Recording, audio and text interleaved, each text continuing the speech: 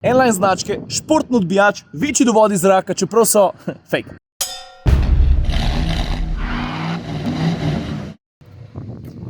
Jo, jaz sem nekaj razmišljal, pa imam en predlog, dajmo narediti en eksperiment. A veš tako je, jaz verjamem, da se mrz do tega sploh ne spomne, ne? Ampak a veš, kakšne so bile prve komutar minute? Dosti kratke, 2, 3, 4, maksimalno 5 minut.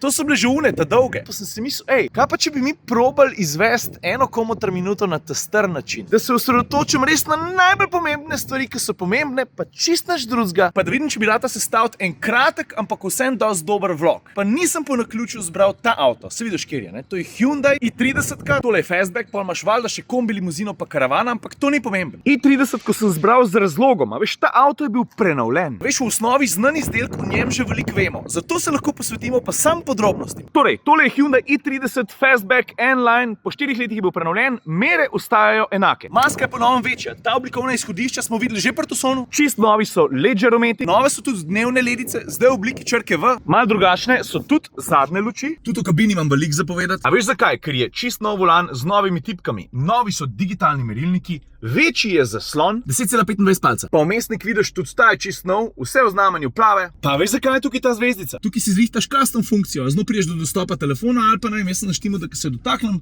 da se cel zaslon ugasne. A ja, pa ne pozab na kulske zvoke, se spomniš testa Tucsona? Tole je gozd, morje, dež pada, kafič, ognjišče, pa sneg. Sede zdaj, ki je vroče, a? Pa da nam smislu, da sem pozabil N-line paket, da bomo začeti zici, če smo že noter. Orange športen izdelek, gremo ven. N-line značke, športni odbijač, večji dovodi zraka, čeprav so fake. Vidiš, tle ne gre nič skozi. Še več značk, črni špegli, precej kulske feltne, se meni so ful všeč. Športni zadnji odbijač, orange roar, pa en tak mal fake difuzor, ampak nič hudega, zato ker me spominja na ena, vključno s tole lučko. In to so lepi spomini. Pa najjačji motor, ki ga dobiš po prenovi, je 1,5 litrski turbo benciner, 160 konji. In to je točen ta motor, gor piše pa z veliko Turbo Smart Stream G. Poraba med 7 pa 8. Za cifre kufra boš na net pogledu, lahko pa rečem, da je zelo lahko dostopen. Bonus pike, velik pedal. A je pa ta avto tudi blagi hibrid, to vemo, kaj pomeni. Mečkena baterija, ta pomaga futrati električne porabnike, pa še kaj drugega sem pa kaj naredi. Spodob se, da na hitrico omenim tudi varnost. 4 novi sistemi so, jaz bi izpostavil 2. Prvi je sistem, ki preprečuje nenamerno menjavo voznega pasu, pa preprečevalnik naleta zadnji. Evo, kako nam je šlo? Te glavne stvari sem povedal, časovnico mislim, da imamo dobro, a smo že ustrelili čez 3 minute. Malo sem prdno.